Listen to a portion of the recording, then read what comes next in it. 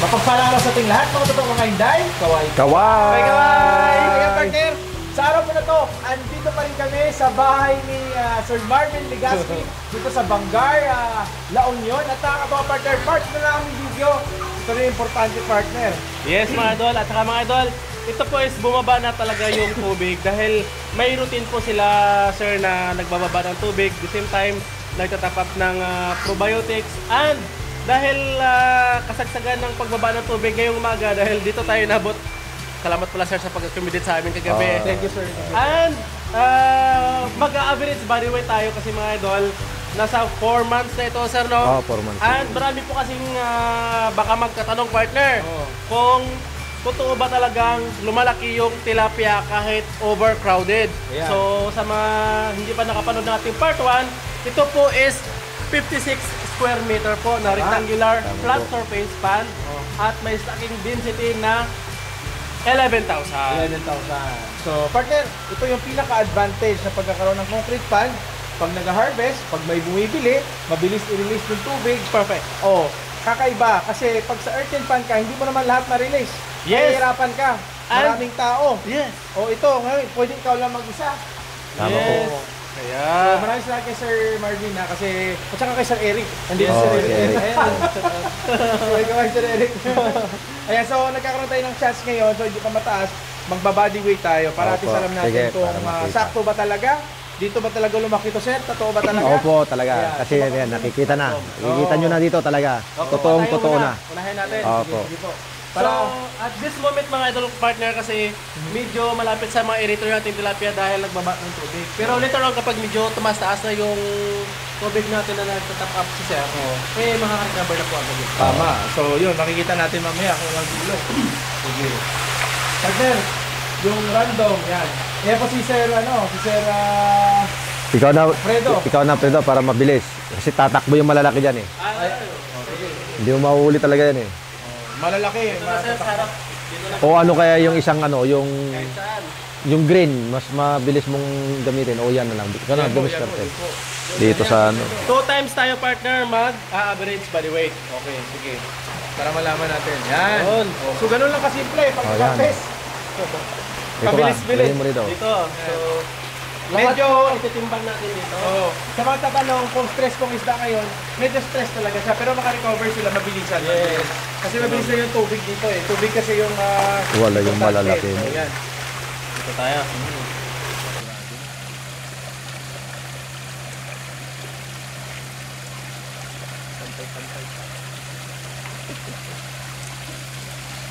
Hindi, lahat na.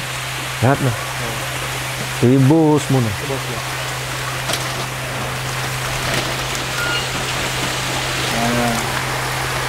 Hoy, tapos bibilangin natin. Yun. 3.56 kilos. Yan. Bilangin natin. 1, 2, 3, 4, 5, 6, 7, 8, 9, 10, 11, 12, 13, 14, 15, 16, 17, 18, 19, 20, 21, 22, 23, 24, 25. Sa 3.56 kilos. Alam niyo kung yung steak? Ayan. Divide mo na. 3.56 kilos po mga idol.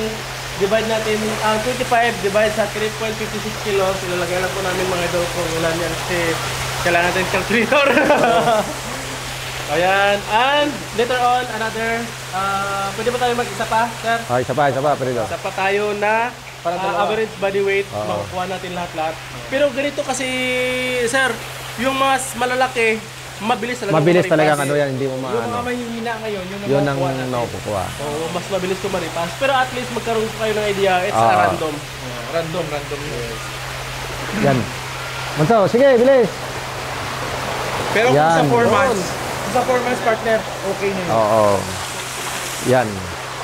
142 grams ang isang piraso. Ayun.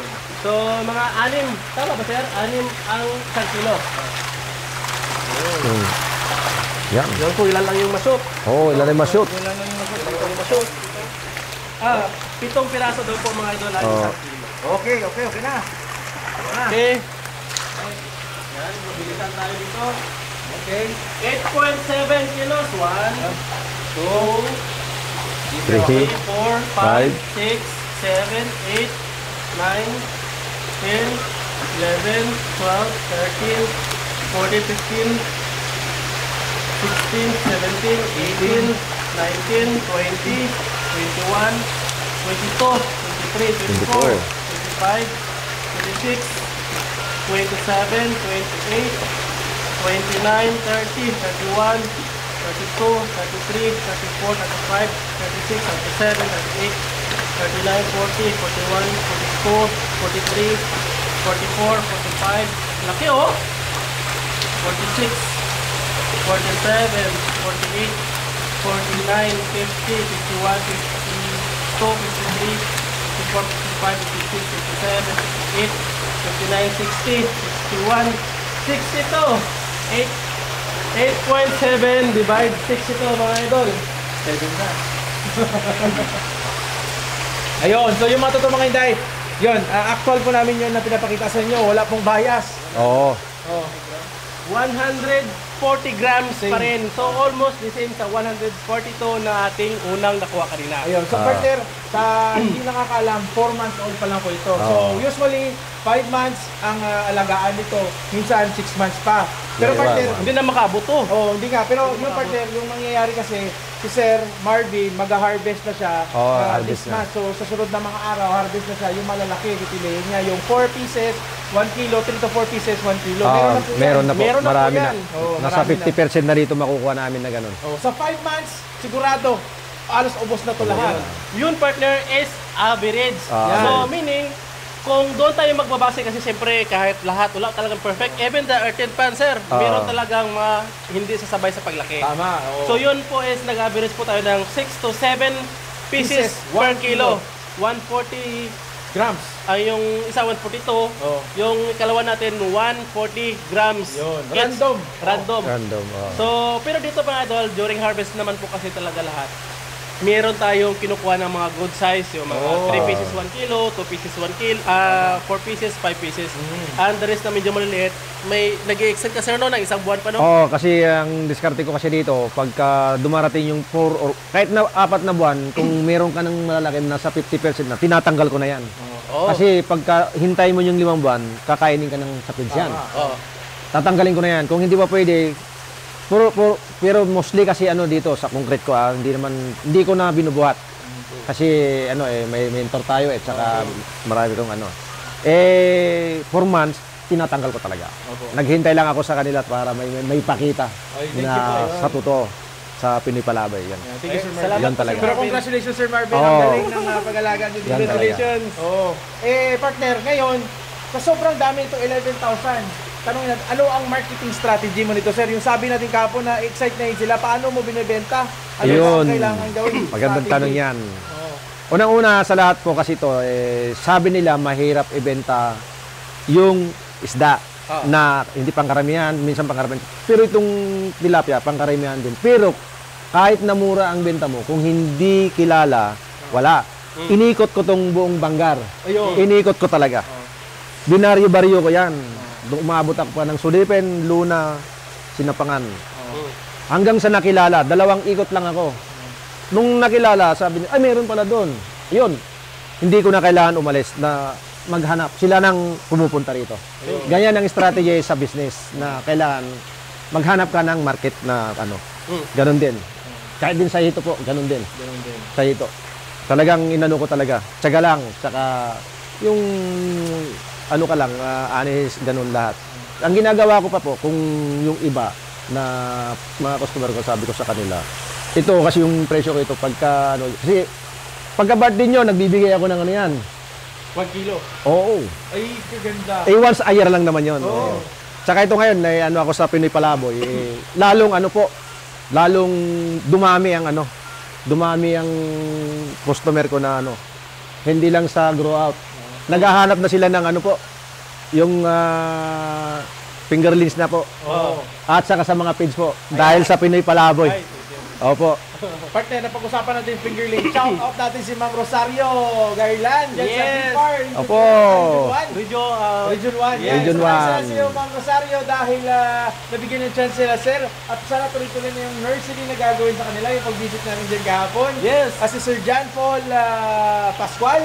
John Pascual, yan. Opo. Sa DA, DA po. Agriculture Region 1 din. Maraming salamat sa iyo, sir. Sana supportahan natin dito. Opo. Yes. Dahil sa Pinoy Palaboy po, walang imposible po, basta may tutulong po. Thank you, sir. Talaga po. Basta may team. May team po. Tutulungan. Oo. Ayan. So ito po yung patunay mga idol na kahit super stocking, High intensity. super intensive ang stocking, is lumalaki talaga yung tilapia. Totoo. And maybe some will comment na hindi naman natin masisisi na bababanso talaga ang tilapia kapag overstocking. Depende na po yun sa kanilang strategy. Ayan. So, kung siyempre pag nagkamali ka, kulang pa natin dissolve oxygen mo, kulang ang pakain mo, pangit yung water parameters mo, eh possible talaga yun, sir, ano? Opo, talaga po. Oo. Marami kasing factor na i-consider. Kaya kung gusto mo mag-engage sa ganitong klaseng business, kailangan advice po namin na magkaroon kayo ng mga mentor. Katulad Yes. ni Sir Eric. At saka Yan yung po. mga legit talaga na talagang mapagkakatiwalaan nyo. Kasi marami kayong mentor partner na medyo, minsan kasi yung nakakuha lang ng investor, mga ganun. Basta ingat po kayo doon kasi baka mas-scam din kayo. Opo, marami po. Oo, so tama ba yun, sir? Parang Tama may po, counter oo. ata, Meron na po. Ay, wag na nating sabihin Opo, yun. yung mga kaibigan po. Normal po diyan po. Normal Ayan, lang. so yung mga normal totoo lang. mga Inday, at least meron kayong konting idea na sinare namin. Pero ngayon po, yun ang strategy talaga ni Sir sa pagbibenta. Kung meron kayo ganitong klaseng business, huwag kayong mahiya. Tama? Opo, tama po. Kayong gumawa ng paraan po para mabenta po yung isda nyo po o anong klaseng negosyo po. Hindi yung customer po ang maghahanap. Kayo po maghahanap ng customer. Ayun. Tama po yan. Talaga. Partner, tingnan mo, walang isda dito ha. Oo. Pero sa ilalim marami pala. Hindi, ginagat lang ako eh. Nagmimerienda na sila. Yung mga nasa taas, yun muna yung mga kinulang siguro ng oxygen. Puro dito sila oh. Oo. Kaya po, ito ngayon, makikita nyo po. Napapanood ko lang sa YouTube, sa cellphone ko. Ngayon, totoong-totoo na po. Nandito na siya. Oo. So yun mga totoo mga Inday. May mga question pa ba, pre? Kasi marami pa siyang question eh. Pre, sige pre. Siyempre mga idol, ito yung pinaka-ano natin, main concern kasi dito is yung average body weight. Kasi mostly kasi sa super intensive marami nagtatanong noon. Pero siyempre alaman naman natin ang buhay ni Sir dahil dati po siyang OFW sa Guam. Kaya nung doon pa siya, kaya siya parating natitingin sa atin. At ngayon Opo. po mga idol may lang ako. Nag-practice siya partner. Oo. Ngayon, ito na yung pinaka-actual niya. Opo. So, bakit nyo sir naisipan na magganito po? Eh, dati na-inspired lang kayo sa kakapanood sa amin. Ngayon, ito actual na nakarating tayo partner. Kasi po, ginawa ko lang kung totoo po yung napapanood ko eh. Kaya ako ginawa. Eh, tama naman pala yung napili kong YouTube na yung sa Pinoy Palaboy. Eh, ginawa ko, kasi dati po maluwag ito eh. Ginawa kong 56 square meter. Ayun, tapos nagano ako ng mga hangin-hangin dahil sa mentor ko, sinabi yung tama. Yun, kasi kahit may alam ka po, kailangan din ng ano talaga yung may gagabay sa'yo. Kasi kahit na nag-seminar ka, hindi naman lahat sa seminar nandun. Sa akin naman, pinag-ano ko yung ano ng mentor ko at saka yung ito may experience talaga. Talagang experience talaga. So, in short sir, partner, aside from seminar, dapat magkaroon ng mentor. Magkaroon ka rin po. At saka yung wag ka lang laging umaasa, gumawa ka rin ng diskarte mo, sarili. Ayun. Kasi baka, gawin ko to baka tama. Eh tumama naman mostly lahat. Po talaga. Ayan. So yung mga totoong mga Inday, di ba? Simple lang at kailangan mag-invest ka sa knowledge. Mag-invest Opo. ka sa, yun nga, mentor para hindi mo na kailangan madaanan yung mga napagdaanan nila na mali. Kasi po, pag ginawa nyo yung marami kang alam na hindi naman sigurado, mafe-failure kayo, masasayang ang pera nyo, ang time, money, effort, at saka emotion nyo. Baka ma-depress kayo Tama sa po. unang subok nyo. Yes. So, kailangan talaga, may nag-aaral nga para matuto. So, yun, may mentor. Yun ang pinaka-importante. Mag-seminar, mag-stack ng knowledge para at least hindi na kayo ma-failure. At saka in the future kasi, hindi naman yan tuloy-tuloy yung ano mo eh, yung mentor mo eh.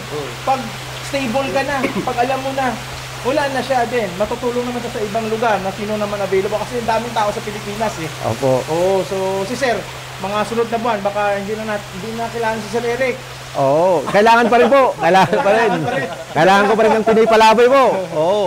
Pabalik pa kala kami dito kasi in the future magkakaroon tayong seminar dito sa farm kasi sa farm ni Sir Marvin kasi nga mag-accredited na siya hopefully no dahil sa BFAR BFAR po. Maraming salamat po. Thank you at nabigyan siya ng chance, sinabihan na hatchery, Nursery po. Hey, mga ito mga Inday na maraming salamat sa inyo at partner, baka may question ka pa partner. Last na lang kasi kahapon ko pa to curious eh. Itong irritor. Maganda kasi. Pwede mabuhat, sir? Pwede po, pwede po. Oo. Para makita nila. Yun, yung pabigat. Yan. May pabato, may pambato, bato May talaga. pala siya. Opo. Tapos ito atin sa kita ko na. So partner, sa mga hindi pala nakakaalam partner, yung level ng tubig ay nasa 4 feet. Opo. Tama? 4 feet po. Almost 1 feet. 1 1 meter. Opo. Ganyan. So ayun, at least alam nyo na nandito kami. Makikita Ito niyo po yung yung drain niya, totoo. partner. Ito yung drain niya. Pagka nag-over po dito po, meron po yung pag pumapasok po yung tubig, lumalabas po yung madumi sa ilalim kasi may butas po dito. Parang ganito. Yun ang design po. Kung kailangan nyo po, kontakin nyo lang po si Eric Garcia po. Tapos kaming tutulit, saka Pinoy Palaboy po, dito po. Hindi kayo iiwan po talaga. Kami Diyan sir, ako. baka bumalik ka ng Guam. Ay nako, pag bumalik ako sa Guam po, may iwan sila talaga eh. Kung pwede, talagang isasama ko. Ayan, shout out po si wife ni Sir Marvin, si Ma'am Ruth. Opo, Risa, si Risa. Masarap magluto. Busog kami. Punta ka dito. Dalawang araw kami dito. Ayan. So maraming salamat po mga idol. Bago tayo magtapos, Sir Marvin, baka meron kaming naitanong na hindi namin naitanong na gusto nyong ma-share sa kanila. May sasabi ko lang po sa mga nanonood po sa Pinoy Palaboy po. Ako po, hindi ako nagkamali po ng pinili po. Sa totoo lang po, hindi naman sa nandito sila po. Dahil ako po talaga, wala akong ginawa sa Guam kung hindi ng mga YouTube kung ano yung tama po. Talaga po, totoo. May trabaho naman ako doon po, hindi lang nakaupo po, pero pagka-relax time po. Lagi ako po sa cellphone po. Muntik akong tawagin Palaboy si Mrs. Kasi lagi ako sa Pinoy Palaboy po. Sa totoo lang. Tsaka po, kunting lang po, kung gusto nyo po, kasi meron ako naririnig po sa iba, dapat po daw sabi nila, pagka nag-open ka ng business, sabi nila puunan. Hindi po. Ang kailangan nyo po, puso, tsaka seminar po, tsaka yung gagabay sa'yo na tamang kalaman ng pipiliin nyo po. Yun po ang share ko. Tsaka dapat po, pagka yung buksan yung business po, yung bagay sa inyo po. Mahalin mo rin po. Parang pangalawang asawa po kasi dito ako nagpo-focus talaga lagi. Hindi lang po yung pakain po, umalis ka na, hindi po. Obserbaran nyo po yung isda, lahat-lahat. Ganun po. Pagka may huwag kayong mahiyang magtanong sa may nakakalam po. Doon po gumagaling yung tao na tanong ng tanong. Kaya ka po, tanong ng tanong ako po. Halos parehas na kami kay Sir Eric yan Kasi yung tanong niya, dinadagdagan ko. Tapos may dalawa pang Pinoy Palaboy po. Yun, maraming salamat sa Pinoy Palaboy saka sa lahat ng nanonood po. Manood lang po kayo sa Pinoy Palaboy po. Si Sir Eric po kasi mga dala kaniyang mentor. So, gaano ba karataas dito, sir, kung nagdadagdag ka ng orobiotics na Ito magdadagdag na po ba kayo ng orobiotics? Opo, nagdadagdag po. Pagka ito po, nag-drink kami, pag tumas na po dito yung tubig, o dito po, pwede namang lagay po. Hanggang sa dito. Tapos sa 24 hours po, pagka nakikita namin yung tubig na medyo hindi na maganda yung kulay o kasi may kami, test kit, ganun. Pero walang ammonia. Ayaw nang namin yung marumi po. Gusto namin yung malinis talaga.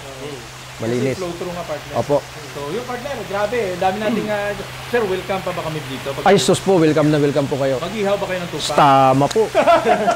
May mga bumisita po.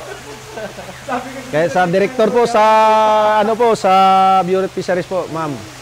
Maraming salamat po sa inoffer mo sa amin Pero kay sa Eric. tupa, partner, kasi nag-ihaw sila, may na-serve sila sa atin. Opo, oo. Ng palukan. Kay Fred.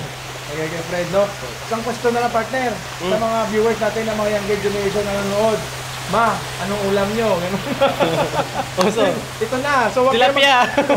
Huwag kayong magtanong ng gano'n kasi siyempre dapat matuto tayo at i-apply natin yung mga knowledge na na-learn natin. Kasi pag knowledge will still knowledge pag unless nandun na i-apply mo na sa actual talaga. Opo. Tsaka pa, baka may itatanong yung mga viewers ngayon po. Yung nakikita nyo pong green po, asula po yan, asula. Asula.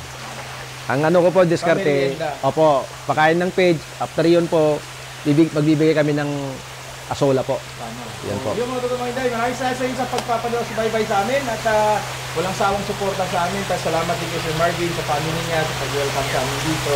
Hopefully makabalik kami dito at tuloy-tuloy yung development sa kanilang farm. So mga totoong mga Inday, please don't forget to subscribe ang channel namin, Pinoy Palaboy. Hit the notification bell para updated kayo sa mga bagong tips and tricks sa pagpa-farm. At sigurado yan, kagaya ni Sir Marvin, mapupuntahan namin yung farm nyo. Hopefully soon, mag-message na kayo sa amin. Yes, so maraming salamat mga idol. So Luzon, Visayas, Mindanao, umikot po kami ng always mga idol. And ngayon dito tayo sa Bangar, La Union. Sana po, inspired po kayo sa video ni Sir Marvin. And if mag-proceed po kayo dito sa super intensive tilapia farming, don't forget sa sinasabi ni Sir Marvin, mag-seminar. And we are conducting free seminar naman po mga idol. Mag-announce po kami sa aming Facebook page. At the same time, magkaroon po ng mentor like kay Sir Marvin na si Sir Eric Garcia. So mga idol, kung nagustuhan nyo yung ating video, please like naman mga idol. Mag-comment kung ano yung itatanong nyo. Maybe soon, masagot po namin through video at mapaliwanag ng maganda. Tama. And i-share po para marami po makapanood. Ayan, Luzon, Visayas, at Mindanao. At ibang diskarte, iba't ibang farming techniques. At ngayong episode po, Valentine's episode namin. Dito kami nag-celebrate ng Valentine's Day. Dito sa Bangar, La Union. Kasama natin dito si Sir Marvin Legaspi dito sa kanilang Legaspi Spring Farm.